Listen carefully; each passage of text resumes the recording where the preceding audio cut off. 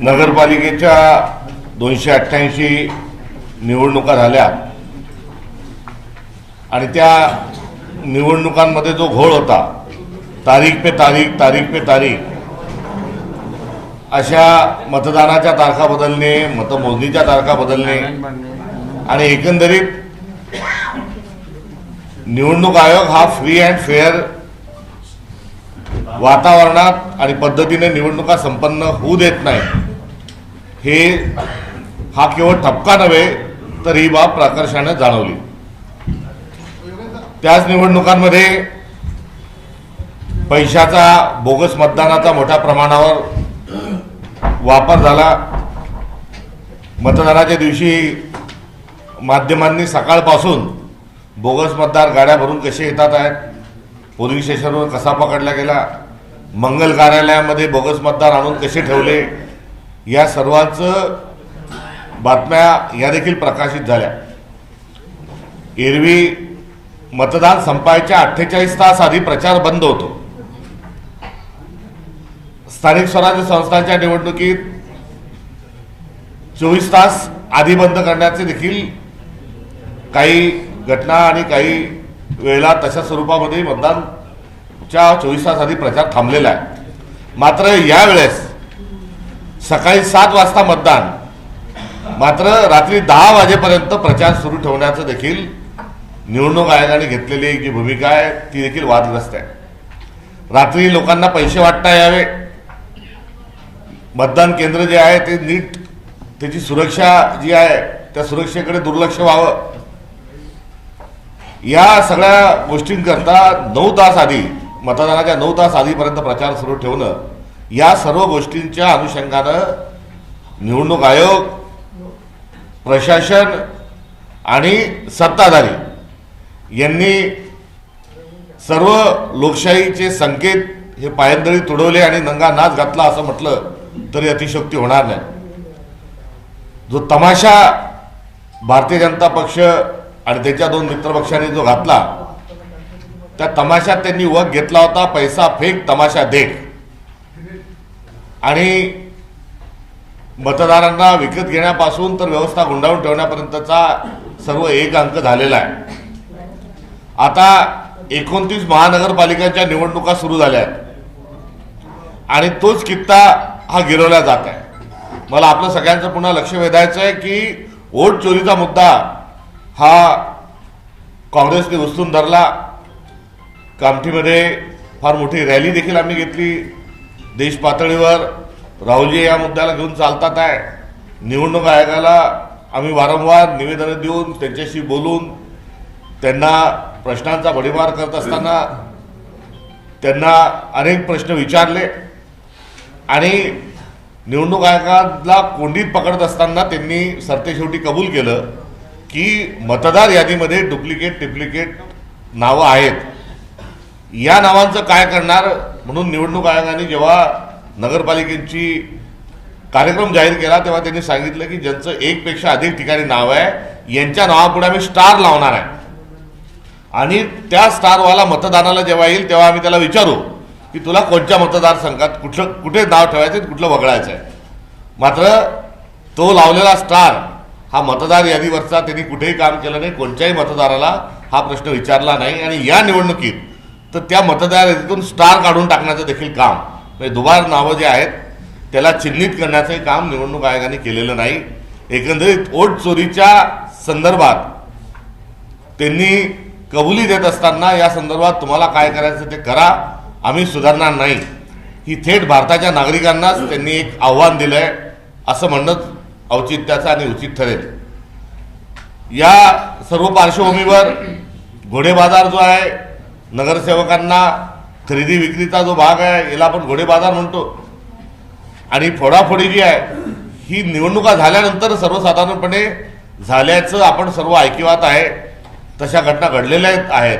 मात्र यावेळेस हा घोडे बाजार हा अधिक पुढे घेऊन गेले आणि आपले उमेदवार अनपोज करण्याकरता त्यांनी मोठ्या प्रमाणावर पोलिसांकरवी, प्रशासनाकरवी दबाव आणला, पैशाचा वापर झाला आणि मोठ्या प्रमाणावर विड्रॉल जे आहेत हे सत्ताधाऱ्यांनी गैरमार्गाने करून घेतले आणि यामध्ये मुख्यमंत्र्यांपासून तर आमदारांच्या पीए पर्यंत, सत्ताधाऱ्यांच्या भावापर्यंत हा सगळा विषय गेला आणि तिथेच तो थांबला नाही, तर विधानसभेचे जे अध्यक्ष आहेत राहुल नार्वेकर यांनी स्वतःच्या भावाकरता, भावजाईकरता आणि बहिणीकरता 3 लोक हे अनोपोज काढण्याच्या अनुषंगानं प्रयत्न करत असताना समोरच्या उमेदवाराला अर्जच भरू दिले नाही.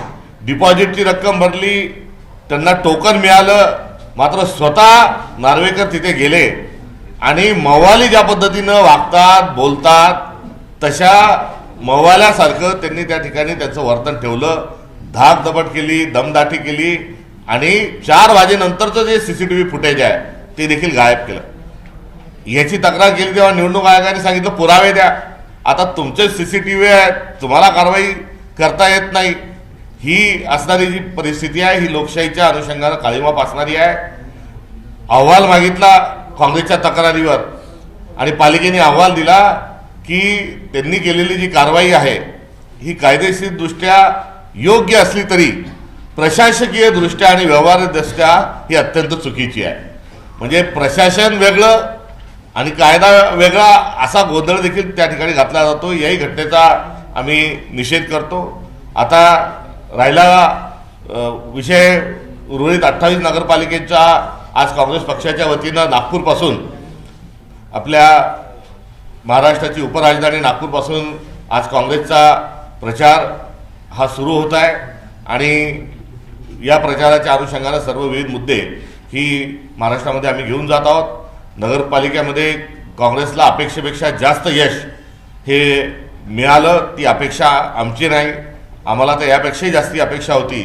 मात्र सर्वसाधारणपणे जे बुलडोजर व्यवस्थेचं, पैशाचं आणि अहंकाराचं जे चाललं त्या अनुषंगानं आम्ही लढलो आणि सर्वात मोठा विरोधी पक्ष महाराष्ट्रात काँग्रेस हा या नगरपालिकेच्या निवडणुकीच्या पार्श्वभूमीवर उदयास आला आहे. 41 नगराध्यक्ष आणि 1006 नगरसेवक आमचे निवडून आले. 76 ठिकाणी आम्ही 2 नंबरवर होतो, तर 2500 आमचे नगरसेवकाचे उमेदवार हे 2 नंबरवर होते. ही जी सुरुवात काँग्रेसची, जो कमबॅक ज्याला आपल्याला म्हणता येऊ शकतं, हा महानगरपालिकेमध्ये आमचा झंझावात हा सुरू राहणार आहे. नागपूरमध्ये काँग्रेस पुन्हा एकदा आपला महापौर बसवेल अशी नागपूरची असणारी परिस्थिती आहे.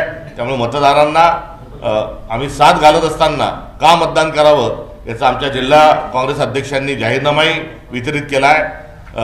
या जाहीरनाम्याच्या अनुषंगानं आमचा पक्ष कार्यरत राहील हे अभिवचन देखील आजच्या पत्रकार परिषदेच्या माध्यमातून या ठिकाणी आम्ही देतो. आणि नागपूरच्या सर्व नेत्यांनी एकत्र येऊन जे निवडणुकीची रणनीती जी ठरवलेली आहे ही पण अत्यंत स्वागतार्ह अशी बाब आहे. मी सर्व आमच्या नेत्यांचंही अभिनंदन करतो. नागपूरमध्ये कुठलाही वाद नव्हता. नव्हे तर महाराष्ट्रातही तिकीट वाटपाची प्रक्रिया ही एका निश्चित केलेल्या व्यवस्थेतून आणि एका सिस्टीममधून जी चालली, त्यातून स्थानिक नेतृत्वाने सर्व जबाबदारी जी घेतली, समन्वय जो ठेवला, हे देखील काँग्रेसचं एक अचिव्हमेंट म्हटणं हे चुकीचं ठरणार नाही. या सर्वांवर स्थानिक मुद्दे, गावाची विविध प्रश्न या अनुषंगाने या निवडणुकीला काँग्रेस पक्ष सामोरे जात आहे. हर्षवर्धनजी, एक 2 प्रश्न आहेत. एक म्हणजे नगरपालिका आणि याच्यात काँग्रेस निर्विवाद विरोधी पक्ष सर्वात मोठा ठरला, तसं महापालिकेत राहील का सर्वात मोठा विरोधी पक्ष म्हणून? आणि दुसरं असं की तुमच्या ह्या पोस्टरवर जे नेते एक दिलं आहे तसे इथे दिसत नाही, अर्धे नेते तुमच्या इथे नाही, तर कसं होईल? आम्ही नगरपालिकेपेक्षाही जास्ती चांगलं यश आम्हाला महानगरपालिकेमध्ये मिळेल आणि नागपूरमध्ये तर आमची सत्ता येईल हा विश्वास देखील या निमित्ताने या ठिकाणी आम्ही व्यक्त करतो. आज पत्रकार परिषद आहेत, वेगवेगळ्या सभांच्या माध्यमातून सर्व नेते जे आहेत हे काँग्रेसचा प्रचार करताना आपल्याला निश्चित स्वरूपामध्ये दिसतील.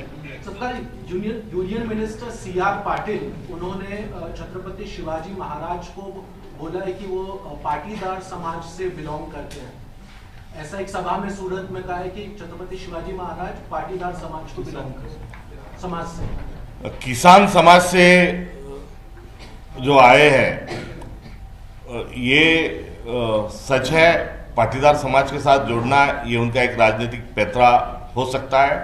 मूलतः गोविंद पानसरे जी ने शिवाजी कौन होता नाम की जो किताब लिखी है उसमें शिवाजी महाराज का सारा किरदार उन्होंने रखा है। उसमें मूलतः CR पाटिल जी से मेरा सवाल है कि वो कौन थे, क्या थे, इस पे कोई बहस की या कोई बात करने की आपको आवश्यकता नहीं। आप आपके दल के भीतर पूछो कि शिवाजी महाराज के राज्याभिषेक को विरोध क्यों किया था और किस विचार ने किया था। उस विचारों की निंदा भारतीय जनता पार्टी करती है कि उस विचारों का समर्थन करती है, उनके दल के भीतर उन्होंने एक बार पूछ लेना चाहिए। सुजात आंबेडकरांनी म्हटलं काँग्रेसने हेकेखोरी केली आहे, एकाच नेत्याच्या घरी 5-6 तिकीटं देण्यासाठी तुम्ही तिथले मुंबईमध्ये त्यांच्यासोबत जागा वाटप हे केलं। जेव्हा दोन पक्ष एकत्र येतात, आघाडी करतात, तेव्हा दोघांचा दल एक असतो, दोघांची भूमिका एक असते। त्यांना 62 जागा वंचितला आम्ही दिल्या होत्या, त्यातल्या काही ठिकाणी त्यांच्याजवळ उमेदवार नव्हते म्हणून वापस केल्या नसतील, तो अंतर्गत आमचा विषय आहे, त्यामुळे तो टीका टिप्पणीचा विषय नाही। त्यांनी काँग्रेसच्या संदर्भात, तिकीट वाटपाच्या संदर्भात त्यांनी अनावश्यक स्वरूपाचं वक्तव्य करू नये अशी त्यांना विनंती आहे। त्यासोबतच काँग्रेसचे नेते यांच्याबद्दलही कुठेही काही बोलण्याची यासाठी आवश्यकता नाही की इतके दिवस समविचारी म्हणून वंचितच्या सोबत आम्ही होतो, आता मित्रपक्ष या नात्याने पुढे जात आहोत। वाटाघाटी, लिखित स्वरूपाच्या वाटाघाटी ज्या झाल्या होत्या त्याच्या व्यतिरिक्त 5 ठिकाणी वंचितनी उमेदवार टाकलेले आहेत, त्याला मैत्रीपूर्ण असं त्यांनी म्हटलेलं आहे। या 5 मध्ये चंद्रकांत हंडोरेजी यांच्या कन्या ज्या आहेत त्यांच्या विरोधात वंचितचा उमेदवार आहे। त्यानंतर महादेवराव जानकरांच्या पक्षाचा उमेदवार जिथे आहे तिथे वंचितनी या 62च्या व्यतिरिक्त उमेदवार टाकला आहे। आणि रासुगवी साहेबांची जी रिपाई होती आहे त्या रिपब्लिकन पार्टीच्या विरोधातही वंचितनी उमेदवार टाकला आहे। तर या घडलेल्या हे काही घटना आहेत, त्यांनी वंचितनी सोबत आल्यानंतर आम्ही आनंदही व्यक्त केला होता आणि पुढच्या काळामध्ये ही आघाडी टिकावी, वृद्धिंगत व्हावी ही अभिलाषाही या निमित्ताने या ठिकाणी व्यक्त करतो। मात्र तुर्तास ते आणि आम्ही आता मित्रपक्ष म्हणून राहत आहोत आणि मित्रपक्षांनी एकमेकांच्या संदर्भात अशा प्रकारचे वक्तव्य करू नये। आम्ही देखील अशा प्रकारचे कोणते वक्तव्य आणि त्याला टीकेला तसं उत्तरही देऊ शकणार नाही। चंद्रपूर महानगरपालिकेत कुठेतरी काँग्रेसमध्ये नाराजी सूर पाहायला मिळत आहे, कारण विजयवंतीवर हे कुठेतरी प्रचार दिसत नाही आणि आजच्या आपल्या पत्रकार परिषदेत सुद्धा उपस्थित ते आता नागपूरच्या बाहेर आहेत, त्यामुळे पत्रकार परिषदेला विलंबाचे विमानात जे सध्या चालू आहे त्यामुळे ते उपस्थित राहू शकले नाहीत। ते आमचे विधिमंडळाचे गटनेते आहेत आणि ते नेते असल्याच्या अनुषंगानं नगरपालिकेच्या सारखंच याही निवडणुकीमध्ये ते संपूर्ण महाराष्ट्राच्या निवडणुकांचं नेतृत्व करतील। आठवणी पुसल्या जातील असं भाजपचे अध्यक्ष, प्रदेशाध्यक्ष चव्हाण यांनी म्हटलं। विलासराव देशमुख साहेबांचं व्यक्तिमत्व, त्यांचं योगदान हे किती मोठं आहे हे निर्विवाद आहे आणि राजकारणामध्ये देवेंद्र फडणवीस, भारतीय जनता पक्ष, नरेंद्र मोदी, अमित शहा आणि आता त्यांचे प्रांताध्यक्ष यांना इतका अहंकार आलेला आहे आणि हे आता आपण ईश्वर जणू आहोत की काय असे ते वावरायला लागलेले आहेत। हे अत्यंत घातक आणि अत्यंत चुकीचं आहे आणि निंदनीय आहे। आपले पंतप्रधान म्हणतात की मी बायोलॉजिकल नाही आणि आता त्यांचे चेले चपाटे जर इतकं असभ्य आणि विकृत वक्तव्य जर करत असतील तर त्यांच्या वक्तव्याचा आम्ही निषेध करतो। त्यांच्या या वक्तव्याचा मोठा फटका हा त्यांना लागलेला हा दिसून येईल। मात्र यामध्ये भारतीय जनता पक्षाची जी मानसिकता आहे त्या मानसिकतेकडे मी आपलं लक्ष वेधू इच्छितो। विलासराव देशमुख साहेबांच्याच आठवणी त्यांना पुसून टाकायचा नाही, त्यांचंच कर्तृत्व पुसून टाकायचं नाही, तर भारतीय जनता पक्ष कोणाचीच आठवण या देशामध्ये ठेवू इच्छित नाही। अगदी अटल बिहारी वाजपेयी साहेबांच्याही आठवणी त्यांना ठेवायच्या नाही। लालकृष्ण अडवाणी साहेब हयात आहेत, त्यांचं काय चालू आहे, कसं चालू आहे, त्यांच्याही आठवणी आणि त्यांचंही कर्तृत्व त्यांना पुसून काढायचं आहे। गोपीनाथ मुंडे साहेबांचंही योगदान जे आहे तेही त्यांना पुसून काढायचं आहे, त्यांच्याही आठवणी पुसून काढायच्या आहेत। प्रमोद महाजन यांच्याही आठवणी पुसून काढायच्या आहेत। केवळ काँग्रेसच्या आमचे नेते विलासराव देशमुख साहेबांच्याच नाही, ही विकृत मानसिकता आहे, त्यांना भारतीय जनता पक्षाच्याही नेत्यांच्या आठवणी पुसून काढायच्या आहेत। फक्त 2 अमित शहा आणि नरेंद्र मोदी यांचीच पूजा करायची हे त्यांचं असणारं धोरण आहे आणि हे धोरण पुढे चालून रेशीम बागेमध्ये गोळवळकर गुरुजीचा आणि हेगडेवारजींचा फोटो काढून त्या ठिकाणी अमित शहा आणि नरेंद्र मोदींचेच फोटो लागले पाहिजे, ही त्यांची असणारी मानसिकता आहे. त्यांना संघाच्याही नेत्यांचा आणि संस्थापकांनाही त्यांना त्यांचे नाव पुसायचं आहे आणि त्यांना फक्त नरेंद्र मोदी अमित शहा या दोघांचाच टेंबा मिरवायचा आहे, अशी असणारी ही मानसिकता आहे. आणि या मानसिकतेला महाराष्ट्रामध्ये त्याचं नेतृत्व हे देवेंद्र फडणवीस करतात आहे. असभ्य स्वरूपाचं राजकारण करत असताना केसांनी गळा कापणे म्हणजे काय, लोकांना अपमानित करणे म्हणजे काय, गुंडागर्दी वाढवणे म्हणजे काय, या सर्वांचा बोलवता धनी हे देवेंद्र फडणवीस आहे. या संपूर्ण कंपूचा, या टक्का भाऊचा आम्ही निषेध करतो. ठाण्यामध्ये ड्रग्सचा खुला व्यापार सुरू आहे आणि ज्या रहमान डकेतखोरीचा प्रश्नचिन्ह या निमित्ताने उपस्थित होत आहे. ठाण्यामध्ये जर बघितलं असेल तर त्यातला रहमान कोण आहे याचा प्रश्न साताऱ्याच्या ड्रग्ज फॅक्टरीमध्येच त्याचं उत्तर मिळालेलं आहे. एकनाथ शिंदे साहेबांच्या शेताच्या लगत त्यांच्याच भावाच्या शेतात ड्रग्जची फॅक्टरी सापडली. 43 कामगार त्या ठिकाणी पकडले गेले.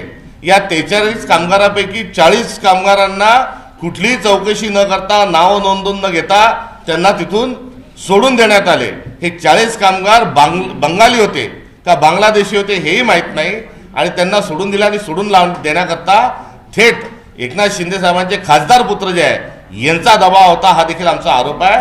त्यामुळे ड्रग्सची फॅक्टरी आणि ड्रग्सचा धंदा हा चालवण्यामध्ये एकनाथ शिंदे यांचे हात सरळ गुंतलेले आहेत, हा आमचा आरोप नव्हे तर हे एकूण सर्व प्रकरण आहे. मात्र पार्थ पवारचं प्रकरण हे ज्या पद्धतीने बिना कारवाईचं बाजूला ठेवलं गेलं, तशाच पद्धतीनं एवढा मोठा ड्रग्सची फॅक्टरी सापडल्यानंतरही आपल्या महाराष्ट्राचे गृहमंत्री आणि मुख्यमंत्री देवेंद्र फडणवीस हे क्लीन चिट देऊन एकनाथ शिंदेंना मोकळे झालेले आहेत. 3 माध्यमातून भारतीय जनता पक्ष आणि त्यांचे 2 मित्रपक्ष पैसे कमवत आहे. एक म्हणजे शासकीय योजनेतला भ्रष्टाचार, कोणताही निधी देत असताना टक्केवारी. त्यामुळे भारतीय जनता पक्ष देवाभाऊ म्हणते मुख्यमंत्र्यांना, ते देवाभाऊ म्हणणं बंद करावं, टक्काभाऊ म्हणावं. कारण 35-40% कमिशन दिल्याशिवाय काम होत नाही. मग तो समृद्धीचा मार्ग असेल किंवा आता शक्ती महापीठाचा घातलेला घाट असेल किंवा गडचिरोलीमधून त्या ठिकाणी उत्खननामध्ये थेट स्वतःचे हात गुंतलेले आपले मुख्यमंत्री असतील. या शासकीय योजनेतून पैसा हा पहिलं त्यांच्याजवळ भ्रष्टाचाराचं साधन आहे. दुसरं जे आहे त्या जमीन माफिया, शासकीय जमिनी आणि वादग्रस्त जमिनी, या जमिनींचे व्यवहार करून ते पैसे लाटत आहेत, ते पैसे कमवत आहेत. आणि तिसरा जो आहे तो गुन्हेगारी प्रवृत्ती आणि ड्रग्ज सारख्या विषयातून हे सरकार पैसे कमवत आहे. आणि सर्व पैसे घेऊन 50 खोके एकदम ओके सारखा एक नारा महाराष्ट्रामध्ये याच सरकारच्या काळातील याच विद्वानांनी दिलेला आहे. आणि निवडणुकांमध्ये पैसा फेक तमाशा देख नावाचं आता वगनाट्य पूर्ण केल्यानंतर महानगरपालिकेच्या निवडणुकीमध्ये बाप बडाना भैया सबसे बडा रुपया या अहंकारात ते निघालेले आहेत. आणि हा अहंकार आणि हा पैसा त्यांना या नंबर 2च्या धंद्यातून मिळालेला आहे. अदानी हे शरद पवारांच्या कार्यक्रमाला उपस्थिती लावतात आणि अदानी त्यांना मार्गदर्शक म्हणतात. आम्ही अडाणीच्या विरोधात होतो आहे आणि राहू. आणि अडाणी एकंदरीत व्यवस्था जी गुंडाळून ठेवत आहेत, पर्यावरणाशी त्यांनी ज्या पर्यावरणाचा ऱ्हास ज्या मोठ्या प्रमाणावर करत आहेत, सगळे नियम जे धाबावर बसवल्या जातात आहे, या अडाणी नावाच्या प्रवृत्तीच्या विरोधात आणि या कंपनीच्या विरोधात आम्ही आहोत. आणि अडाणी आणि अंबानी यांच्या कंपन्यांचं राष्ट्रीयकरण केलं पाहिजे अशी देखील माझी व्यक्तिगत मागणी आहे.